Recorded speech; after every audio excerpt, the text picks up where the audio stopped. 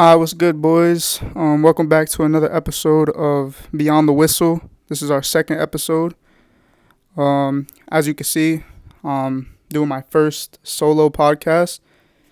I'm gonna try to do a good job with this without having any debating going on. Try to keep it entertaining, but should be a quick, short, simple podcast. Trying to get a couple of co-host and guest set up for the future, maybe for like the next 3 to 5 episodes. Shout out Kyle for dropping off the equipment. Trust me with it. My dog Justice is ducking. You know what I'm saying? I wouldn't expect anything less from a Pats fan, to be honest. 0-2 on the way. You guys suck. I'll keep saying it all season. You guys are happy that Mac Jones had a decent game, I guess.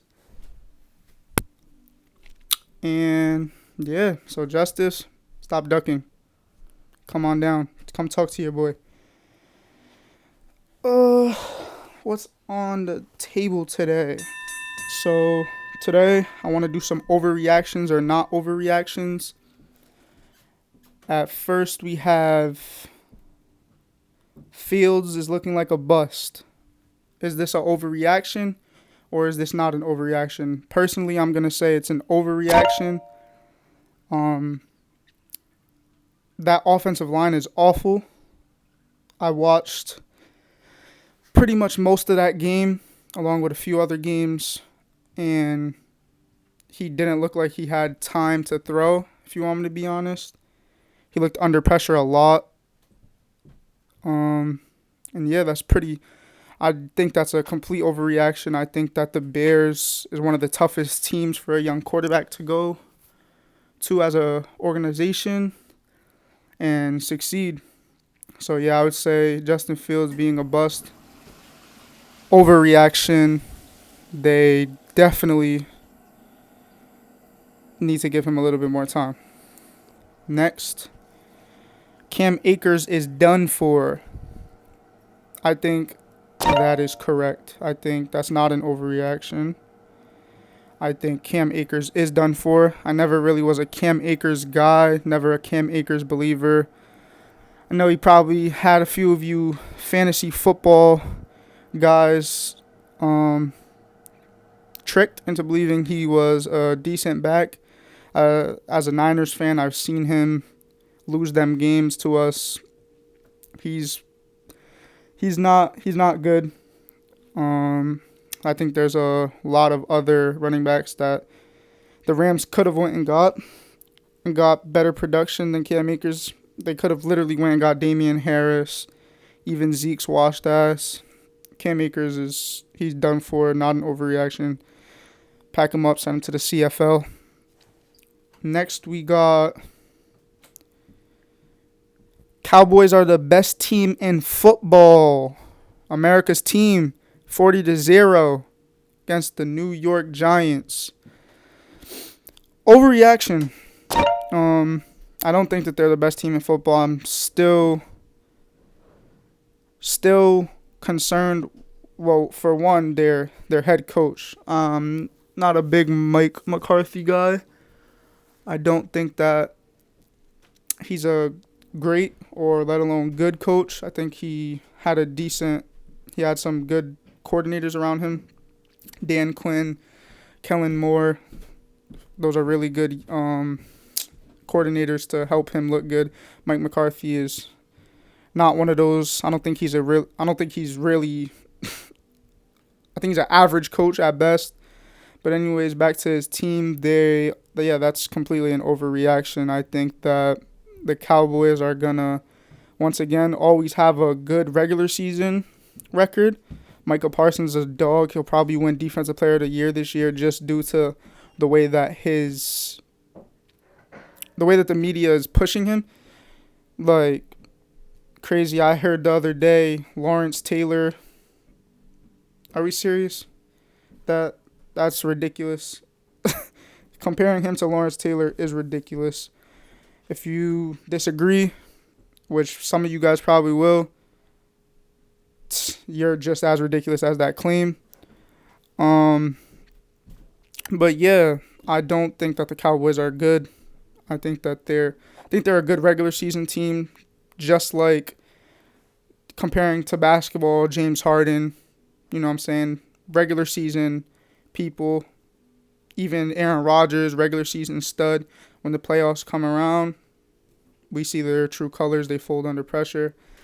Dak Prescott, I don't want to blame it on Dak Prescott, but it's kind of hard to stick up for him anymore. He's starting to look mid. He's starting to look like what draft scouts thought he was coming out of college. He's questionable at times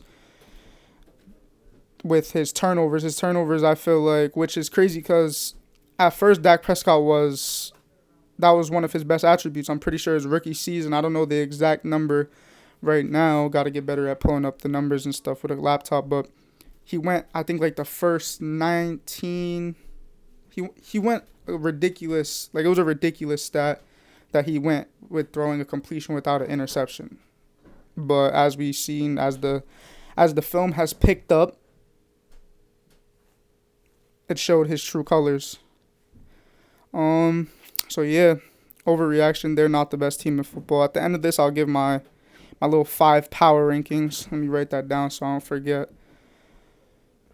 We have Brandon Staley should be fired, a.k.a. the Los Angeles Chargers head coach. Yeah, complete. That is a fact. He should be fired. With the talent that he has on that roster, to not I feel like he should have been fired after the playoffs last year. Like, we all seen that. They literally gave away a game to the Jaguars with a younger quarterback, you know what I'm saying? Younger team in general. So, I think, but it shows. Doug Peterson, look at it, Super Bowl winning head coach.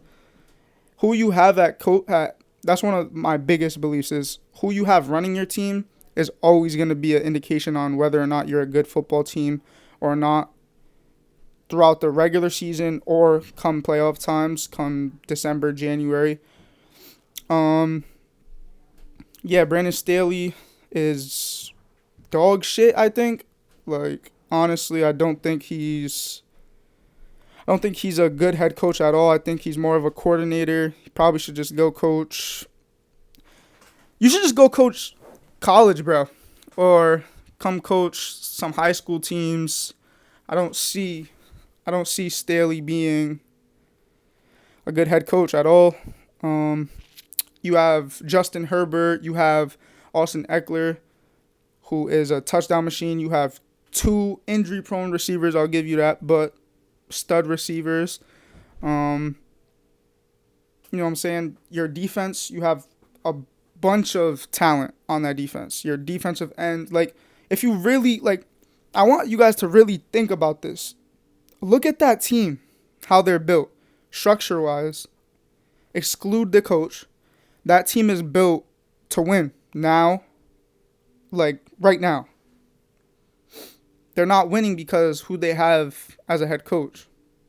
You put Sean McVay, you put the Kyle Shanahans, you put Zach Taylor, you put, who else could we throw? Like, any young, good offensive, I would say offensive-minded head coach, because I feel like nowadays that's what you need. You need the offensive-minded head coaches, because your defensive coordinator will get your defense in check regardless. You know what I'm saying? Like, look at the Patriots. They have a old school minded head coach. They're probably not going to win a Super Bowl for a while. Look at the Bills. Defensive minded head coach. Defensive minded head coaches don't get it done to me. I think the younger quarterback friendly offensive head coaches do better, who also hire well at the defensive coordinator spot. But yeah, there was a stat from, like, I think a season or two ago. Brandon Staley went for it the most on 4th downs and they had like a bottom 5 conversion rate with that. So he's going for he's a risky head coach and it's not panning out. I just think it's time to pack him up, bring in a new head coach. There's plenty of good young head coaches who come into the league and, you know what I'm saying, lead that team. Because that team, you can't tell me roster-wise that's not a top 6 team in the league, top 5. It's crazy. That team is ridiculous. But yeah, Brandon Staley, please go coach some youth football, flag. Go. You shouldn't be in the league. Special teams coordinator. That's what he should be. Next, we got Josh Allen's regression. This is going to be a little bit of a touchy topic, especially with the Josh Allen stands. Yeah, Josh Allen. I love Josh Allen. I think he's a phenomenal head coach. Phenomenal quarterback. Top 3, obviously, talent-wise, but he is regressing. He's definitely taking steps back currently. Not to even have recency bias, but right now, if you ask what's Josh Allen's peak, it's that Kansas City Chiefs game 2 seasons ago. That's not good. Oh, you almost beat Patrick Mahomes. What does that mean? He's regressing. He's a turnover machine. Whether if it's interceptions, he's throwing away punts. Like, bro, the first pick that he threw, it might have been the first or second pick against the Jets, was an absolute punt. He threw it 60-plus yards, and it was straight to the defense. He threw multiple picks straight to the defense, and he's fumbling. So, I think that's not an overreaction. I think Josh Allen is regressing. What is it? It's honestly hard to put my finger on. Because he has the talent, he has the arm strength. He showed us MVP level. But I think it's his consistency. I think that was probably his problem coming out of college. Other than the fact that he was just a work in progress, of course, but he's a Brett Favre type of play. He's starting to give off Brett Favre vibes, which is not a problem. Obviously, Brett Favre he's a GOAT, not the GOAT, but he's a GOAT. Brett Favre is a dog, but turnover machines. You know what I'm saying? And as a quarterback, that's one of my biggest pet peeves is you can't be a quarterback and you're supposed to game manage. That's why, look at Jimmy Garoppolo. When he's hot, he's one of the best game managers, but his biggest problem is he can't do what he's supposed to be best at. So if you have someone who's as talented as Josh Allen, you just gotta control the offense better. You have to control the ball better. You can't be giving the ball to the defense. What's his percentage for that right now? It's probably ridiculous. This season alone, it's obviously ridiculous. He had 4 turnovers on Monday Night Football. He lost them the game, honestly. Now they could have won the game, but he lost them the game. You threw 3 interceptions to one guy. You just made a guy's career. Just like the Seahawks made Malcolm Butler's career. Got a $70 million deal, whatever that ridiculous deal was from the Titans. It's going to be the same type of thing because now this dude's on everyone's radar. He's, you know what I'm saying? So, yeah, can't be making people's careers out here, man. Can't be throwing away punts, Josh Allen. But, fact, Josh Allen has regressed for sure. Next, we got, are the Eagles coordinators leaving them? Hold on. What? Due to the Eagles coordinators leaving them, will this affect their odds at making the NFC Championship? Shout out G5, but I think it could. Nick Sirianni, I'm not a big fan of Nick Sirianni. I think it's kind of showing that his coordinators really had an impact on that team last season.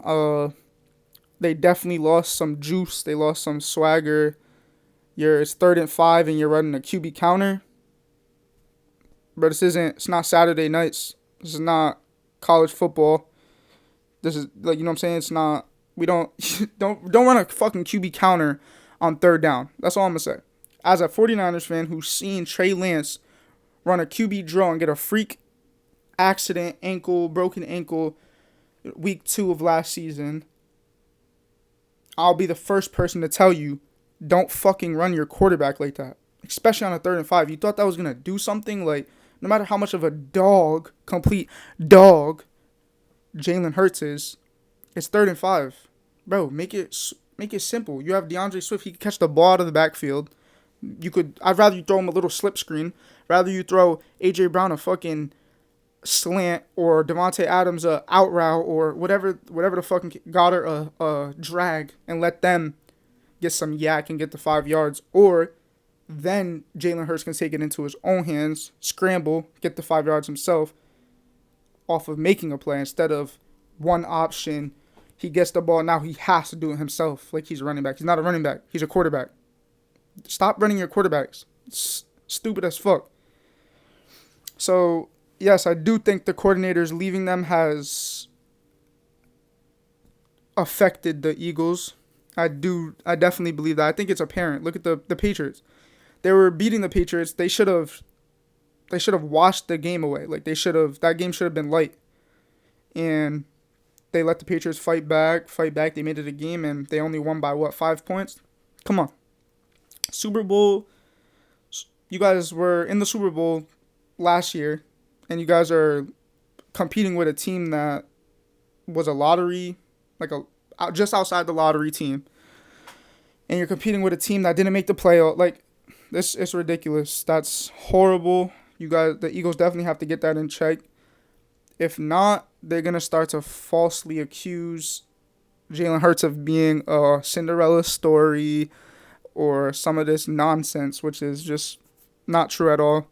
I blame it on, I think all in all, it comes down to Nick Sirianni. I don't think Nick Sirianni is the best of coaches, personally. And just to touch on a topic too, A.J. Brown on the sideline, getting into it with Jalen Hurts. What are you doing? Like, bro, you guys are winning. Your running back is going for 175 yards a tud. 140 of those yards were without contact. The offensive line was killing shit. And you're being a diva on the sideline, most likely complaining to your quarterback because you had 3 targets or 3 receptions. Bro, you guys have, like you said last season, A.J. Brown, you guys have 2 number 1 receivers on one team. You expect to get the ball 11 times a game, bro? There's going to be games, bro. You have someone opposite of you who could go for, like he did, 10 receptions, 100 yards, a tutty, 2 touchdowns. Of course, there's going to be days where you go for 50 yards, 3 catches, no tuds, and he goes off. It just so happened that day he went off and your running back went for 175 and a tud or 170 something in a tud. And you're complaining? It's ridiculous, bro. Like, these wide receivers, they're elite, all studs. Like, this is probably the golden era of wide receivers. Yes, the golden era of wide receivers. That is a fact. Because if you ask anyone, they're all going to give you a different top 5 wide receivers currently in the NFL. This is the best era of the National Football League's wide receivers. But, with all that being said, divas. Wide receivers have always been some sassy-ass motherfuckers. And they continue to be sassy. And they're just getting sassier. They're getting more elite. But they're still sassy. The diva activity gotta stop at the wide receiver position. Bro, just look at the running backs. You guys are complaining about touches, all this. When the running backs are running 20 times a game, getting fucking hornswoggled or whatever that fucking term is, getting absolutely butt fucked, and you guys are getting mad. You guys are getting mad that you guys are getting it 3 times, but you guys are getting paid more than them. Running backs, Like, it's ridiculous. With that being said, pay the running backs more. They deserve it. What else do we have on this agenda? That's it for the overreactions or not. I had a question. Now I'm gonna ask you guys. Let's see, cause I was talking to my boy. Shout out Elias. I was talking to him, and we was talking about that Patriots team. And bro's a Pats fan. He's a little delusional. I'm not gonna say as delusional as the rest of you fucks, but he's a little delusional. And he uttered the statement that he wishes they had Tom Brady. Now the question is, to all of you delusional, stupid fucks who like the New England Patriots, yes, I'm talking to you. You right there.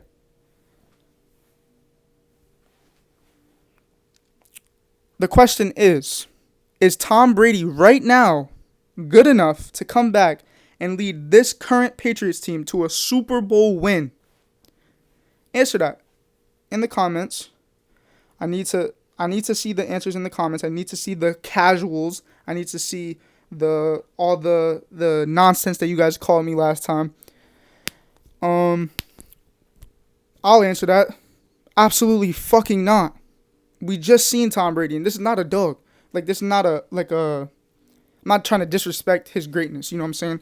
Bro, he's fucking 46 right now, 47, 45. Like, he could be a grandfather. And we seen him. He didn't win the Super Bowl last year with a better roster. Like, so I hope you guys are actually thinking before you go and type on some New England Patriot fan shit in the comment section saying, bro, you're casual. Are you serious? Tom Brady, are you dumb? Blah, blah, blah, blah, blah. Oh, yeah, casual, blah, blah, blah. If Mac Jones could put up 30 for 54, 300 something with 3 touchdowns, but go suck a dick. You're nuts. That's not happening. He's not leading that team is sorry. Congratulations, though. New England Patriots fans, you guys are the winners of Monday Night Football. Because now you guys have a chance at being the third best team in the AFC East. I bet you're happy for that. I bet you're probably ecstatic. You're probably thinking that you guys are going to still go to the playoffs. You're not. But I'm going to get off your dick. All right? But I just had to. I've been through living in New England. I've been through too much of the Patriots buffery for too long.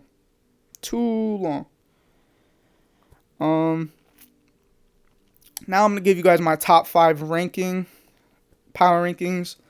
At number 5, hold on, let me pull up the standings so I could give you guys a fair.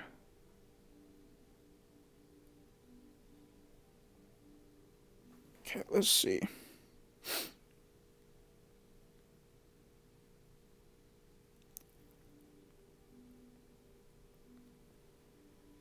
Currently, my top 5 is it's difficult. There was a lot of wins that happened this weekend that was actually ridiculous. And it's probably going to have a lot of people all fucked up with their rankings, but I'm going to still keep it a buck.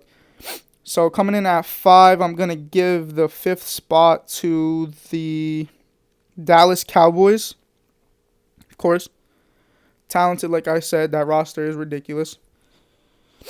I don't think I really got to say much about that. We'll see how they do come playoff time. At 4, I'm going to give it to the Dolphins. Yeah. At 4, I'm going to give it to the Dolphins. That team is ridiculous. Tua and Tyreek, crazy. Tua's going to win Offensive Player of the Year. Shout out E. You put me onto that. I definitely could see that happening, honestly. He's one of them. He's definitely one of them. Dolphins are my 4th spot.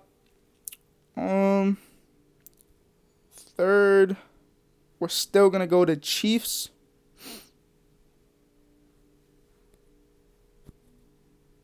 Third, we're gonna go Eagles. Third, we're gonna go Eagles.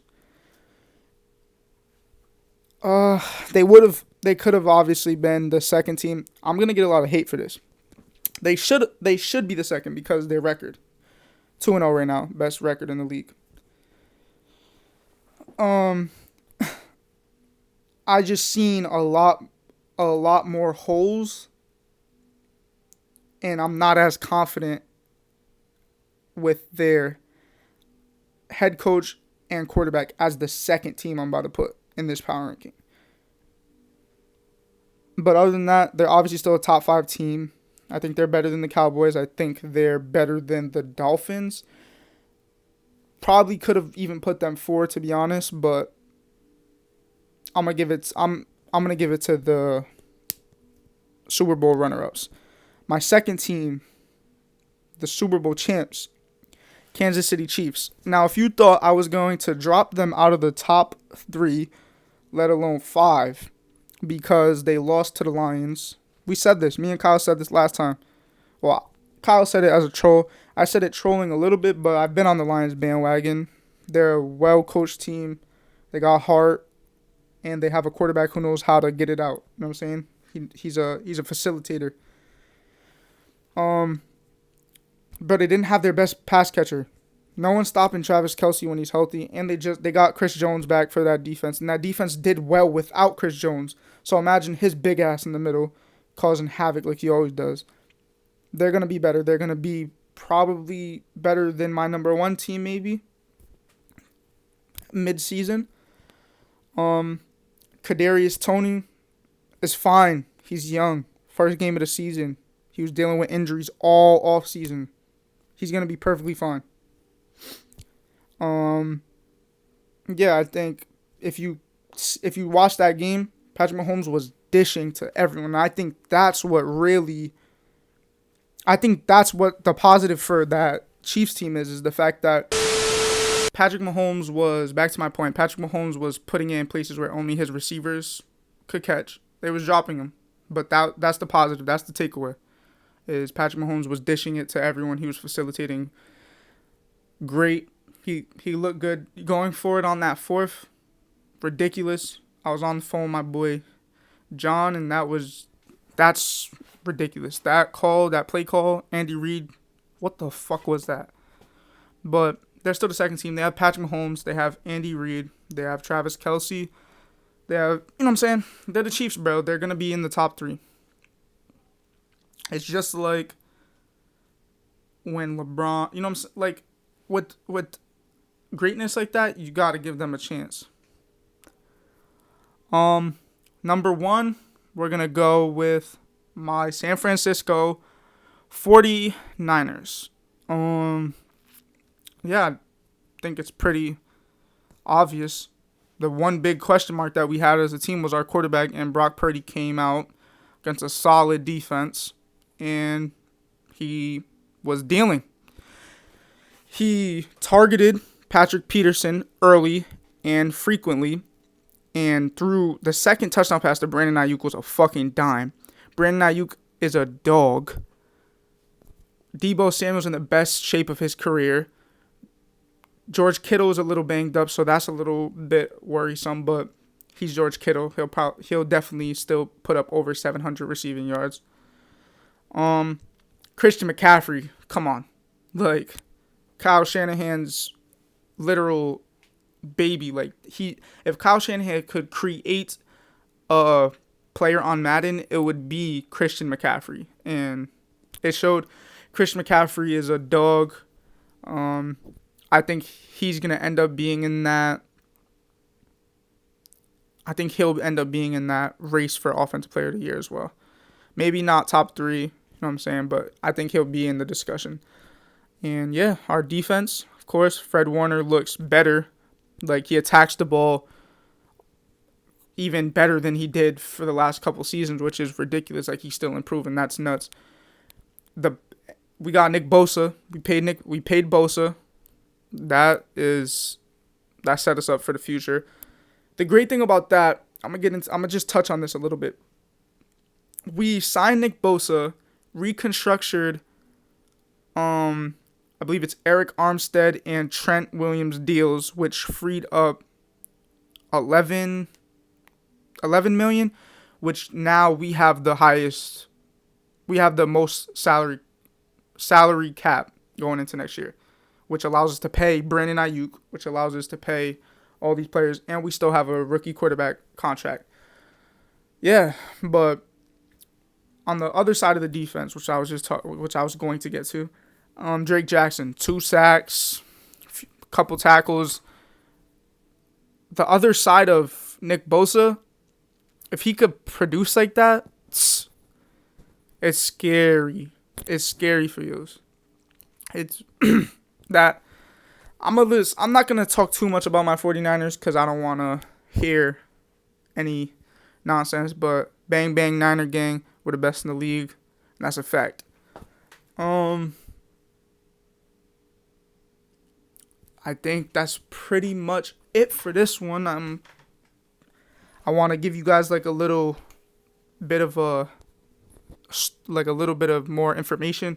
So this is my podcast corner. Obviously, as you can see, you got the Kobe boom, but I plan on changing up the setup because I want to be able to have more people on. So I plan on getting either a table going this way. Obviously, the camera will be right there. Boom. We're debating like this.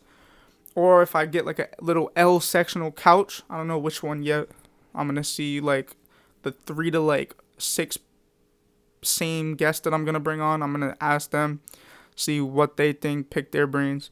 And then obviously the choice is going to come down to me. It's my podcast. I'm going to choose what I feel more comfortable with. I like the couch. I like the couch idea. I think the couch idea makes everyone comfortable. It's not like you're sitting and presenting and stuff like that. So I think I'm leaning more towards the couch. But yeah. I'm looking forward to trying to get my boy Ab on, Justice, E. My boy Donovan hit me up to be on. Yeah, just a lot of great things coming this season. And I'm gonna tell you guys a little prompt I've been writing in my notes, and then I'm gonna get off you guys' fucking YouTube and shit like that. But so the next episode, let me know who wants to. Give me a second. Sorry. The next episode, I would like to do a draft and have a debate on the greatest athlete of all time. Whoever wants to come on and debate that with me on who's the greatest athlete, all sports of all time, pure athlete. Everything's on the table. Hit me up. Let's come and debate about that because I'm sure you guys are not going to agree with me. And then the other prompt that I want to ask in that podcast is I'm going to name it, well, Kyle, shout out Kyle, is going to name it the GOAT debate. Because the other thing is the greatest white basketball player of all time debate and all-time white player draft NBA. That shit's going to be fun. I think that's going to be entertaining. So if you want to come on and talk about the greatest white Udas of all time, hit up the Beyond the Whistle Instagram and let's lock in. Let's get this shit going. Thank you guys for watching the second episode of Beyond the Whistle. Peace.